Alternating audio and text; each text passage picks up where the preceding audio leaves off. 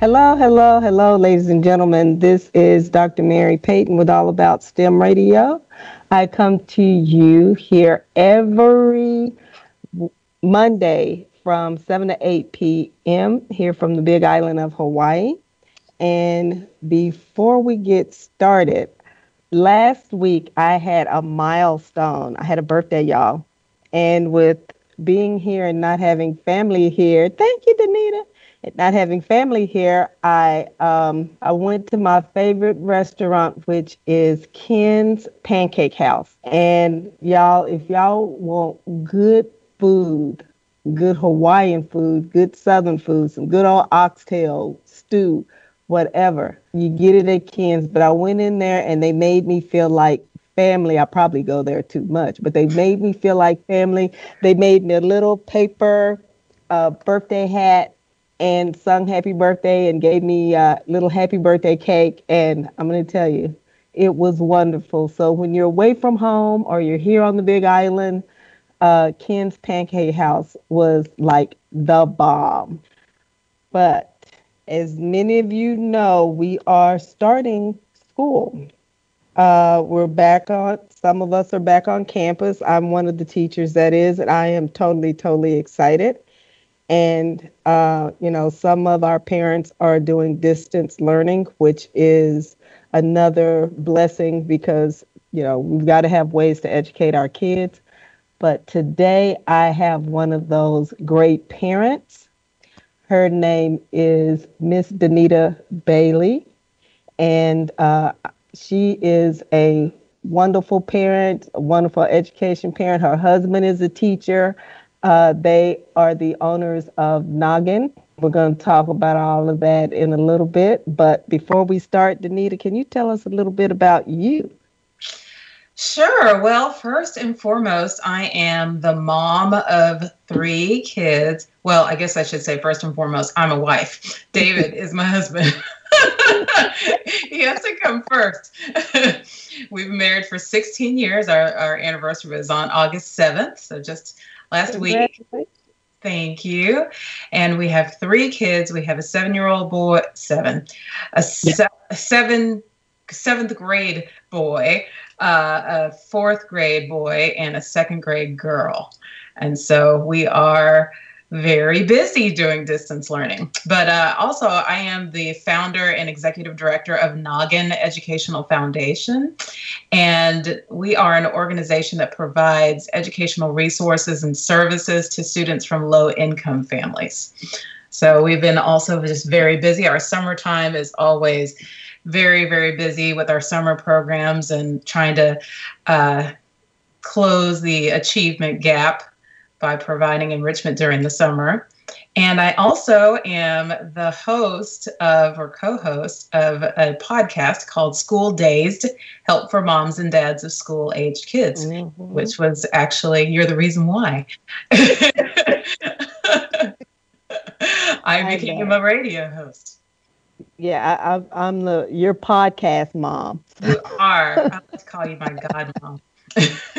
And you won an award last year for your show, so I'm extremely, extremely excited.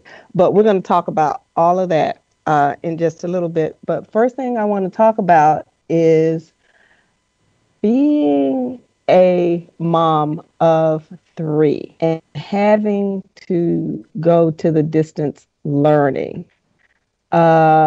You were distance learning, your husband's distance learning because he was having to work because he's a math teacher. So tell me, when we first went out, how did that affect y'all, or how did you deal with that? Well, I think first, like most of the world, we were just in shock. So I think just emotionally, it was hard to wrap our minds around the concept of a global pandemic. And so we were kind of in our feelings and kind of not sure what to think about what was going on and the fact that we could not leave our homes and whatnot. So that on top of having to figure out how to homeschool essentially our kids was kind of a lot to deal with all at once. And what we ended up doing, and I'm thankful to have been quarantined with a teacher, So fortunately, David and I were able to split up the work in homeschooling, and so he took the morning and I took the afternoon, and that was really helpful because I have a lot of friends whose husbands were either not at home or working from home and were not helpful in any way, and so they were calling 911 just about. It was so stressful. But what I found is that the emergency homeschooling basically is what we were doing was very parent led versus teacher led. The kids got assignments, and then it was kind of our responsibility to make sure that they were doing them, to either print them out or figure out the platforms that they were using. I think we were using, between all three kids, probably 10 different platforms, which was oh my goodness, so frustrating to try to figure out all the logins and keep all of those straight, and then just do all the assignments. And then, we have, like most people, different kids with different personalities. So, I have one kid who's handling it all and one kid who doesn't want to do any of it. And, I think some of that also was just, the emotions of everything that was going on. And just, I miss my friends, and, when is this going to end? And we keep thinking it's going to end and it doesn't end, and all of those things. So it was definitely a struggle in the spring. Yeah, but I have to laugh some days because you posted some amazing video and post about your family dealing with homeschooling at the beginning. I mean, you had your scheduling down pat, or you had to get it down pat. I had to get it for 3 different kids. Now, I mean, you did PE, you did science, you did math, you did English. How was pulling all that together for you? Well, I think that it just helped to have something for them to do all the time. Otherwise, all they wanted to do was watch TV. So we were kind of forced to put a schedule together so that they weren't constantly saying, can I watch? Can I play? Can I, do all of these things? Because left to their own devices, all they want to do is just veg. And so it made a whole lot of sense to us to do PE because that allows them to get outside and get some of the good energy out, or some of the bad energy, whichever you want to say. And so we would do that for an hour and a half to 2 hours a day, just playing basketball games outside and whatnot, or go on a bike ride. So that was really helpful. And then just art. All of our kids are very, very artistic. Yes. So I don't know where they got that from because David and I are not. So that was just something that they enjoyed doing and that they excel at. So that was, kind of easy. Just pull out some, paint and some paper. And right now, what they love to do is watch YouTube. Learn how to draw different things. They'll show them, we're going to draw a house. And so they draw along with them. So yeah, we just out of necessity had to make it so that it wasn't so nebulous, and we kids need structure. Otherwise, they just kind of go a little crazy, and we didn't want to go crazy with them. Everybody, all of us in the fetal position. Yeah, your kids were still getting graded during that fourth quarter, weren't they? Sort of. I mean, the semester ended up being pass-fail. So I think they were grading them. I mean, honestly, those details are kind of a blur at this point. But at the end of the day, or at the end of the semester, it was really just pass-fail. But we didn't want to give them too much information about what was being graded and what wasn't being graded, because then they lose their desire to actually do something if they don't have any consequences. Now, what was the most difficult thing for you as a parent working with students online? Our own students with the foundation? Our students with the foundation? No, your students, your kids, your personal kids. The most difficult thing. I mean, I think probably their lack of desire to do it. The schools although, you know, we got to give them credit. They did the best that they could under the circumstances, but that we really were behind the eight ball and just kind of trying to figure out what to do. And so a lot of what I realized is that the material that we were getting was not challenging enough for my kids. And so they were kind of bored. And so trying to give them extra stuff that was more on their level was something that we ended up having to do just so that they wouldn't get bored and not be interested in what they were supposed to be doing. Okay. Yeah. Okay. Now, we're going into another academic year, and our students, like your young ones, are still under the eighth ball due to the pandemic. What are you doing differently this new school year than you did in the end of, the end of last year when all this started up with your personal kids, with your three? Right. Honestly, I don't know that I am doing something different as much as the school is different. Okay. They are more well prepared for this school year. And so I would kind of characterize the spring as being parent-led, and the fall thus far, and we're only in week 2, is more teacher-led. So before, they would give them an assignment, and most of it was going to be on some sort of platform. And then it was my responsibility to make sure that they got that done because my kids are pretty young.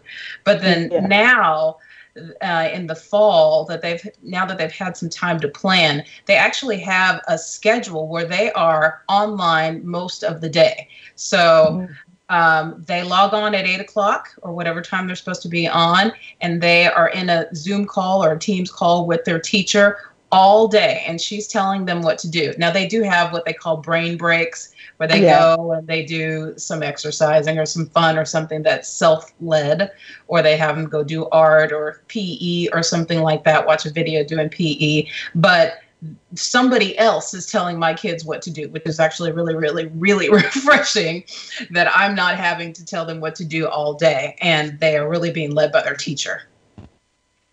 And you know what? That's what I'm liking being here also. You're in Texas, I'm in Hawaii, and we're doing the same thing. Today is our first day back, but my 7th graders don't get their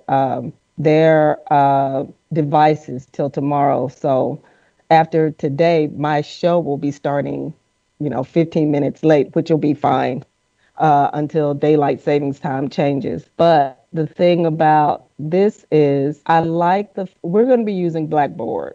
And I like the fact that the kids log on, we can communicate, they can ask me questions, I can answer their questions. And it's kind of like a face-to-face. We're going to use Google Meet, and I think I'm going to love it a lot more, because ending last year, I had a good time with the kids because I still had quite a few of my kids that hung with me all the way to the end. And that made a huge, huge difference. But you're right. It's getting them to continue to work when they know that they're at home. Yeah, that is a struggle that my kids are wanting to be in the kitchen all day long. And I'm like, y'all don't do this when you're at school. Or my daughter, and I honestly didn't realize how much they cannot sit still. My daughter is doing the splits in the middle of class. She's doing cartwheels in the middle of class. I'm like, girl, sit down. If you were in a classroom, you would be able to sit, which worries me a little bit. But just trying to help them to understand, okay, this is class. Girl, let me tell you, my 7th grader got up in the middle of class and was making himself an egg in the middle of class the other day. I was out of the room for about 5 minutes, and I came back and I was like, is somebody cooking? He was cooking, had his tablet propped up, and they're watching him cook in the middle of class. Yeah. So having to establish what virtual learning rules are, and one of them is do not cook in the middle of your class. We're having to clarify those things.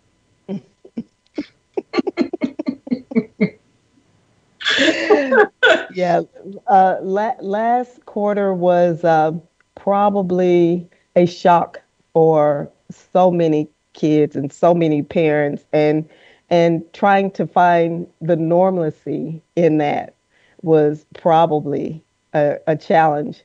And so I totally understand that, because my students would email me and ask me like all kind of questions, or I'll email them and say, have you even done your work this week? Oh, I forgot. Okay. Because, this whole thing is different. It is oh so different. Yeah. But, I know the schools are doing as much as they can. My school is doing as much as it can. Uh, my phone for some reason hasn't rung all day, and it's rung 3 times since we've been talking. And security just walked in behind me, was wondering, what is she doing? They know every Monday at 2 o'clock, this is what I'm doing. But as of next week, it'll be a little bit later, but it'll be okay. We'll still have a wonderful time. Yeah. But, based on everything that's going on, you also have an educational foundation that you're running and working with. How has this affected Noggin? Right. So this will be our 5th year that we've done our summer math and reading program called SPARK, which stands for Summers Producing Academically Ready Kids. And in May, and let me back up and say this program, and we do a lot of hands-on fun activities and games that we spend basically from February or March until May preparing, right? Cutting and pasting, putting everything together. Well, so by May, we were done doing that. And then COVID-19 happened in the quarantine. And we just assumed we were not going to be able to have the program because everything that we do is in a group setting, and we're, working together in pairs and whatnot. And so we just thought the program, all that work that we had done was kind of out the door. But the locations that we support a church and a rec center. They reached out to us and they were like, we were really concerned about the academic well-being of our students, because they will have basically had very little learning between March and August if we don't do something for them this summer. Because, the kids from low-income families, they have the issue of the digital divide. So a lot of people either don't have internet, or they don't have a device to do their work at home, or they don't have accountability from a parent or a guardian or anybody telling them that they need to do their work. So they were very concerned about them needing some enrichment this summer. So what we did was we provided a 4-week virtual learning math and reading program, and we incorporated some of what we normally do, but we basically had to kind of start from scratch with about a month before we were going to start.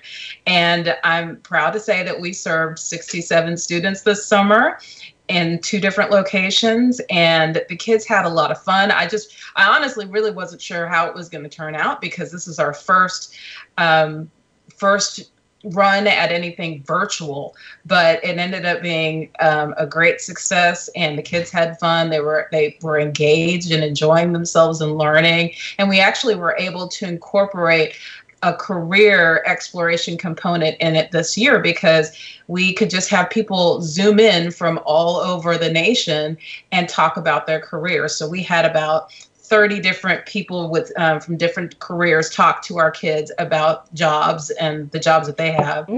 And that's always actually been something that I wanted to incorporate into our summer program, because kids from this demographic really just need to be exposed to different careers, because they may not even know anybody that has a career. They may only know people who have jobs. So we were able to bring in accountants and judges and doctors, physical therapists, and all different a bunch of different types of careers. And a lot of times, many of these kids said that they had never met anybody who'd done this kind of job. That is amazing, because, kids are at the point from the first day they walk into school till they graduate, trying to think about what they want to be when they grow up. Mm-hmm. If they want to be something in STEM, or if, a lot of them say, I want to be a football player, or I want to be a singer, or whatever, because that's what they see every day. They don't see, necessarily accountants or lawyers or actuaries or, people who do welding, or, they don't see people with careers a lot of times, Right. because they go to school, their parents go to work, they come home and they do their homework. Mm-hmm. I like that. I love that idea. I love Yeah. that. And I like the fact that you still were able to continue the summer program, because I have a friend, her church did, their virtual vacation Bible school, and they had math days, they had science days or science sections, and it was great. It Mm-hmm. kept those kids involved and it kept their minds going. But how were you able to reach out to these people to get them to zoom in with your students? Well, our summer program is unique in that we actually kind of adopt other people's kids for the summer, meaning Okay. we add value to existing summer programs. A lot of times, these summer programs are just either athletic in nature or, something else other than academic. So we Mm-hmm. partner with other organizations that have some sort of summer program, but that don't have an academic component. Mm-hmm. Yeah. Okay. Okay.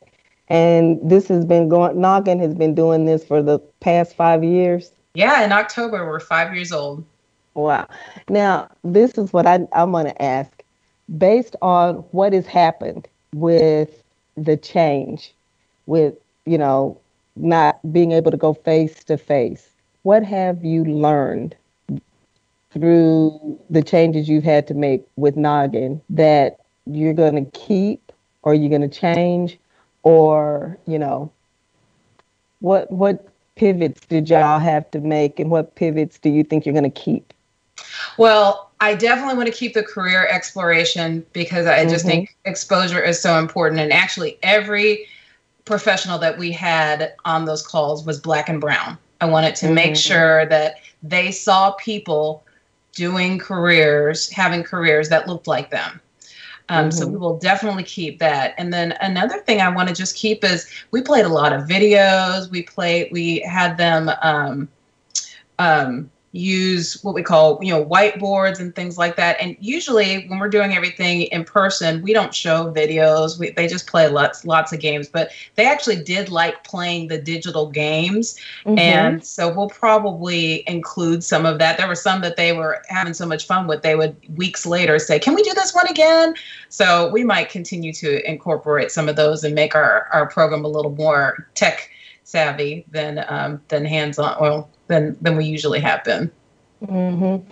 Because see, that was how I got acquainted with y'all. I was at the Delta Sigma Theta STEAM event that they had about 3+ years ago, and I met David there, and he did this wonderful thing with career, having given the kids the different careers and the information about the careers and how much they would make, and they had to pick, where they would live, what kind of car, and they was looking at how much money they made in various careers, from being a doctor to being a bus driver. Right. And it was awesome. And then I lost contact because I lost his card. And then a friend girl came into my house. She goes, "Oh, you gotta have Danita Bailey on your show." And I'm like, "I know that name because I remember the last name." And she said, her husband's name is David. I'm like, I've been trying to get a hold of them because of what y'all were doing with making young people aware of, what was out there. Because we teach them all the time. We tell kids, you should go to school and be an engineer. But they just think, okay, I'm going to be an engineer. They don't know what type of engineer, how much they make, what education they have to have. And that's one of the things that y'all bring to the table, and that's amazing.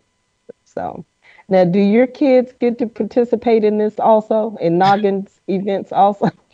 I know that's a Well, crazy question, but it's not a crazy question. So I have one child who loves to do Spark every year. And yeah. I have another who only wants to be in the computer lab. So that's the only reason he ever wants to go. And then my middle child, he's kind of, back and forth. It's fine. But yeah, I would love for them to participate more, but they're not super interested. So we end up every summer doing Bailey School the last couple of weeks before school, where we kind of quiz them and do different things because we've been educating other people's kids all summer long. Yeah, yeah. Mm-hmm. Totally understandable. But your kids are going to be and are exposed to so many things that every kid isn't exposed to. Mm-hmm. And we as parents have to expose them to things. I don't care if it's when they're young, take them to the grocery store, let them pay for something and Right. let them understand just because it says $1.99, you're not paying $1.99 because you have to pay taxes, Mm-hmm. on it. Let them understand what the taxes is, or if they're getting it on sale, what's the percent, it's 15% off. Well, it's 15% off, but you still have to pay 8.25% in taxes. So, My a kids lot of kids. all three of my kids learn that, and they're all three entrepreneurs. They all three have businesses. Oh, tell me about Yes. that. Well, Jonathan kind of does little odd jobs. He's my middle child, my 9-year-old. But Christina sells painted rocks. She also Hmm. sells her artwork. She has tons of paintings that she sells. And then DJ, my 12-year-old, actually makes Christmas wreaths that are gorgeous. And so he makes a killing over Christmas. But what we did was we got them all debit cards because they all had so much money from doing their businesses. But oftentimes we would leave home and they expect us to pay for their stuff, and we're like, where's your money? So there's this card for kids called Greenlight. I think it's called Greenlight. Okay. And so you control it, and you actually can tell it this is how much they can spend on saving, this is how much they can spend on fun stuff and things like that. But it's their own debit card that they actually use. They have to know the PIN, they swipe it themselves. And so we've been teaching them about, financial literacy and understanding sales and things like that. I remember my daughter wanted to get something, and it was a little bit too much for what she knew she had on the card. And then I said, oh, but Chrissy, that's on sale. And she's like, what's that? So I got to explain to her, you need 12, you thought you needed $12 for this, but you only need 9, and you have 10, so you're good. So we get to teach them all sorts of lessons like that. And they don't have their cards. Their cards get to hang out in my wallet. They don't just walk Oh, around with their money. No. For the record. but now that's wonderful. I mean, you've got to teach them to be entrepreneurs young, especially now, because a lot of the online entrepreneurs are still thriving. Some of the brick and mortar ones are struggling right now because they can't be open, but they'll be back. They will definitely be back. Mhm. But we're sitting here and we're talking about giving kids exposure and letting them do things. And I know Noggin has pivoted substantially. What are y'all gonna do for the fall? Anything special? Well, we've been asked by one of the locations that we serve this summer to come up with a proposal to continue enrichment during the school year. So we may end up doing enrichment for them between September, mid-September, probably till November, the middle of November. So really that's going to be doing more of what we did over the summer, but a whole lot more versus just the 4 weeks that we had. And we have been all along doing virtual tutoring. Usually we do in-person tutoring where a teacher comes to their home and works with them. But obviously with the quarantine, we had to go virtual with everything. But that actually opened us up quite a bit. So we're able to serve more students all over the country. And, made it easier for the teachers because they could just do it from their home, and the kids didn't have to go anywhere also. So we're going to do more of that.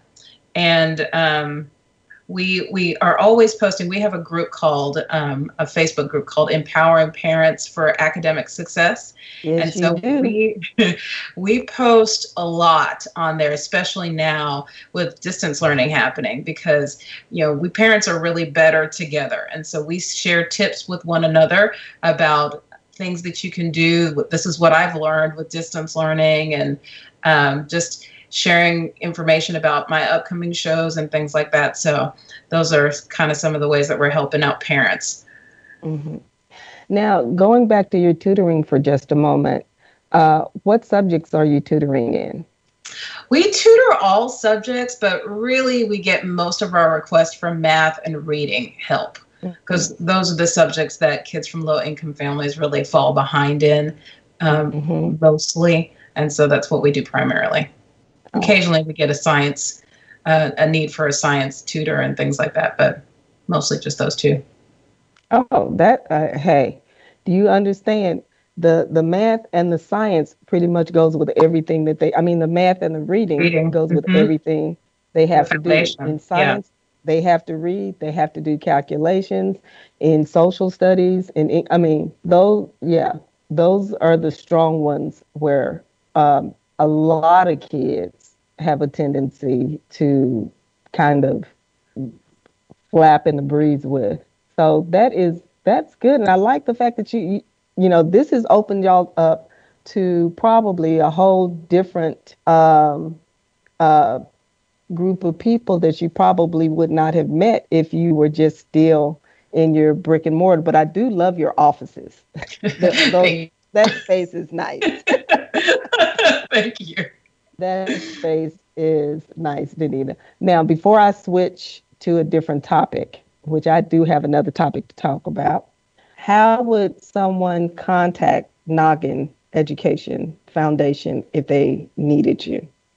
Sure. They should just go to our website, nogginfoundation.org, and that's NOGGIN. Okay. And we also have a Facebook page, a Twitter page, all of those things at Noggin Foundation. And Instagram. Instagram, yes. Yep. Instagram, Twitter, and Facebook. That's what we focus on. Well, see, with you being in the broadcast arena, I know you keep, that may sound like a lot to keep up with, but you got a system. So I do, but it is a lot to keep up with. It can be a full-time job. Well, that and now homeschooling the children is 2 full-time jobs. Absolutely. And yeah, I thought it was so funny when you would post the pictures of David's office being the front porch, because he was still teaching. He was still teaching at the time. Mm-hmm. Now, I want to pivot here a little bit. You have a podcast called School Days, and when you first started saying you wanted to start that, and you came into Fishbowl and you started it, and it was great.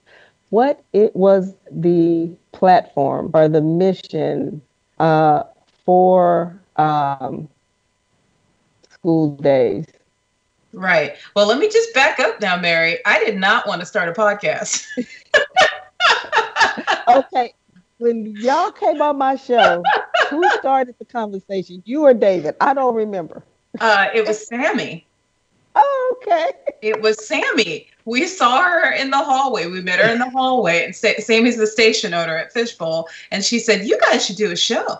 And in my heart, I rolled my eyes and thought, "Nope, that'll never happen." And David was like, "That sounds great." So he's the extrovert. I'm the introvert. And within a month later, we were on board starting the show. Oh, but let me answer your question. Why did we want to start our show? Well, I had been looking for a platform to be able to speak to parents about the things that we encounter regarding our kids' academics. We had two of our kids ended up getting a diagnosis for different things that required that they get accommodations and services at school. And Yeah. so, one had autism and then the other one had severe anxiety and depression. And both were having issues at school because of this. And so, David and I, David's been a teacher for 11 years and I run an educational foundation. And so we kind of understand the school system. We also had friends who, one that's a behavioral therapist and one, that ran a special ed department. So we had a lot of people that were helping us along with trying to get the services and accommodations that they needed. But David and I just kind of looked at each other one day and we were like, this is so hard. How do people do it when they're not connected and when they don't have the resources and whatnot? And we just had a couple of situations like that happen regarding our kids' school. And I thought, gosh, if it's this hard for us, how hard is it for other people? And I had been thinking about that and wanting some sort of platform to be able to talk to parents. And I really thought it was going to be a blog or something like that. But then we came on your show and then talked to Sammy. And that was kind of how school days started. David and I kind of put our heads together and we were like, this could be the platform to be able to talk to parents. So what we do is we bring on experts. David and I aren't the experts. We invite experts on to talk about all aspects of education. So we've had, our first show was gaming and its impact on academics. We've talked about depression and anxiety. We've talked about social emotional learning. And this spring, we talked a lot about the closure of schools and online learning and things like that. We've done a lot of pivoting as a result of current events. We've also talked about the racism and racial unrest and how that impacts our kids. So there's so many things that impact academics. And so we just invite people on to talk to parents and give them resources and information and wisdom so they can better advocate for their children and so that they can just help them to flourish. And all of that is so important, and that's knowledge that parents need. I have not been as involved here as I was at my last school. I mean, my school in Texas, with sitting in ARDs and stuff like that with families and making sure they understand what's going on with their child or what their child's needs are. Because, we should not let a child get to all the way to high school before they're diagnosed with having some type of anxiety in school or ADHD or opposition defiant or something like that. Because to me, that's too late. We've got to work with them early, and we've got to work with the parents. A lot of my teacher friends feel you get this big binder with all of these documents in it that's telling you how you're supposed to, modify your learning for different kids. Mm-hmm. But one of the things that I found extremely helpful to me is when I got the parents involved. Yeah. And the parent, when I went to the arts, even when we were on shutdown, we would have those meetings due to Zoom. And I was just floored when some of our parents would say, okay, we've gone through this for a few years. Have we tried this? We've tried this. How is this working for you? And this was parents talking to us as mm-hmm. educators. Mm-hmm. And I was like, yes. Right. It was exciting to me to see them involved. And this was middle school. This wasn't high school. It's like they had been involved with their kids. And some of those kids that I had not done, real well for me in class, mm-hmm. but they did well for me online and with their parents' help at home. And it wasn't the parents that was doing the work. The kids mm-hmm. could focus because they didn't have that audience around them in some cases. Yep. But yeah, the parents need that information because counselors, you have one counselor to 200 kids. Ugh. You know, it's all the information may not get to that parent, especially if that child is not a problem. You Mm-hmm. know, they may be their grades may be low. They may be absent. You know, 5 out of 10 tests, and because they're not a problem in school, a lot of people look over that, Mm-hmm. and it shouldn't be looked over. Yeah.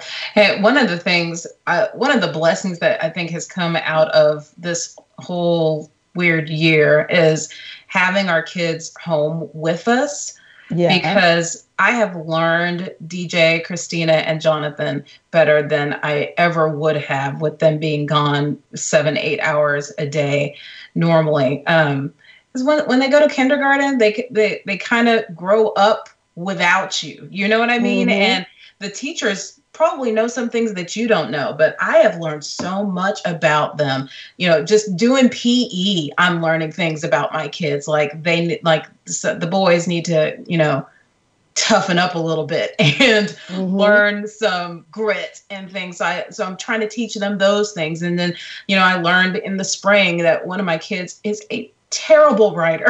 I'm like, how did you get this far? These are things that you just don't necessarily know.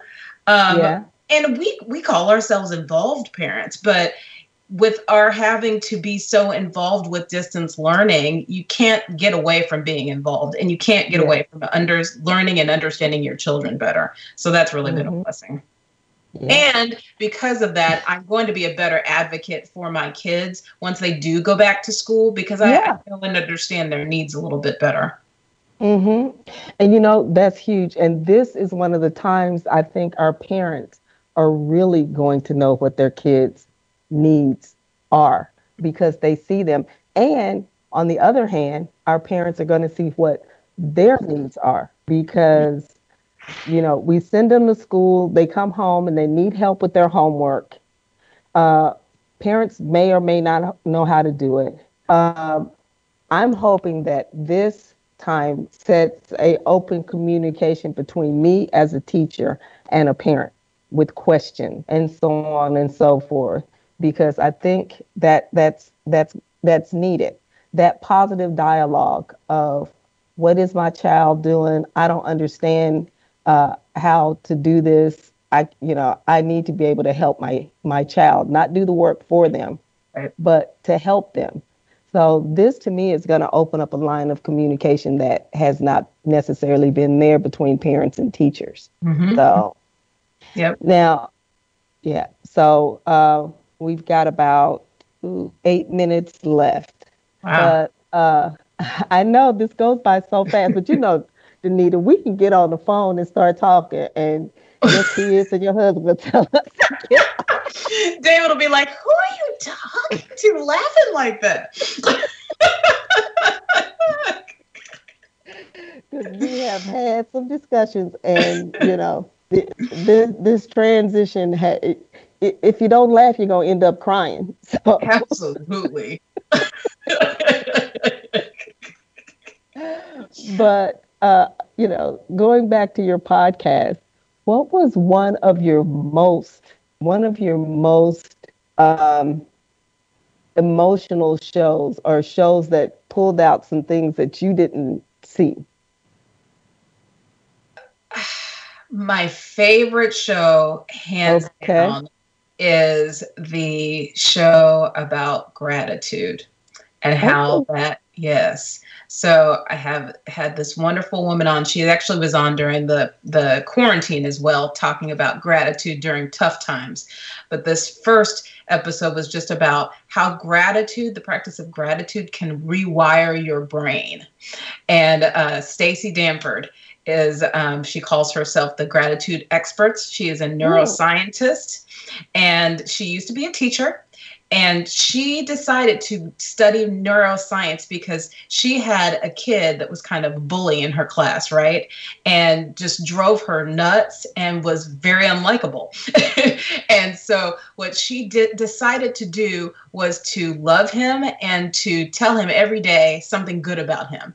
And by the end of the year, she had won him over and they were friends. And when he was an adult a little bit later, they met and she was like, you seem to treat me differently than you did the other teachers. Why was that? In a good way. And he said, because you showed me that I mattered and you showed me that you cared about me every single day. And so she realized the power of that and the power of, positive thinking and things like that. And she changed her career to neuroscience.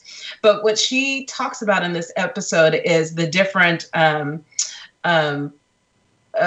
is it in your brain? Neuroceptors or what chemicals, the different chemicals in your brain. Neurons, chemicals, synapses, all that stuff. Chemicals in your brain, and how, there's happy ones and there's other ones. And that the thing that she said that was so interesting was that the more you think a certain way, it's as though, when people go off of a road in traffic and there's a groove from so many people having done that, that's what happens in your brain when you start thinking a certain way. The more you start thinking that way, you make roads in your brain and you stop the negative roads if you start using these positive roads. So anyway, she has all these really great tips about rewiring your brain with gratitude and using that in an academic sense. So that was my most memorable show. Well, tell people where to watch you or where to get the podcast now, because I know you're on a lot of platforms and you no longer have a show on Fishbowl. So you're doing your podcast, and how can people listen to you? Sure. So the first place you can go is schooldazed, DAZED, show.com. That's where you can get all the information about our show and you can listen to it. But you can also subscribe to our podcast pretty much on any platform. We're on Apple Podcasts, Google Play Music, iHeartRadio, Stitcher, all of those different platforms. And please subscribe and like and leave a review. Leave a good review. But we've had to pivot a little bit. Our show used to be Tuesdays from 11 to noon, but with online learning, my kids are home with me, and so I can't do it in the middle of the day. So now our show has started to be in the evening. So usually we're still Tuesdays most of the time from 5 to 6 or 7 to 8. You have to go to the website to see or subscribe so that you can get all the updates and whatnot. But usually every Tuesday. Every Tuesday. And y'all, they're awesome. They give out great information. They have great guests. And, I'm totally proud of what you and David have done and are still doing. And we've got a couple of minutes left, exactly 3. And I want you to kind of take this time, because, I'm going to always ask this, and, kind of talk about or thank or whatever to the people that have helped you in your 2 foundations or your show. And your kids, David, whatever. Oh, and y'all, I gotta say something before I let her do that. I almost died. It's 2 people I look for every year, and I've been looking for them for the last couple of years. First day of school pictures for their kids. My niece, she made sure she posted first day of school, because usually her kids are all dressed up. They're standing in front of the house getting ready to go to school. This year she had them in their little areas in her office with their laptops, and the dog was outside playing vice principal. And then you, Danita, you posted where your family showed up for the first day of school for your kids. So, but that was awesome. Y'all just make me shine. But who would you like to thank or whatever in these last 2 minutes? Now 2 minutes, right? Right. I do want to thank everybody. We nonprofits really struggled when the quarantine started because people were starting to get scared about the economic downturn, and ours was no different. So we really were considering, oh my gosh, are we going to be able to stay open? So we had one group on Facebook that kind of adopted us for the day that has 35,000 members, and they encourage people to give to us. That was called White People Doing Something. And they interviewed David and me about our foundation, and we got a lot of donations this summer from them. Also, just thank you for everybody that gave books. All of the kids that attended our virtual summer program got 3 to 7 books because we did a book drive. So that was really wonderful.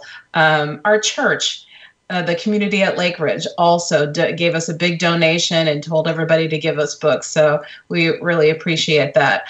I do want to give a little plug for North Texas Giving Day. This is a 24-hour online virtual fundraiser that happens every September. And so, it benefits nonprofits in North Texas. And this is our 5th year participating, and we use primarily most of these funds to fund our tutoring program. So that is September 17th.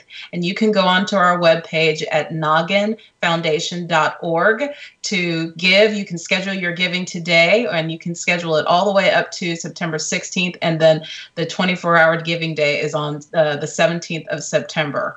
So give and support what we're doing, and help us to continue with our mission. Mm-hmm.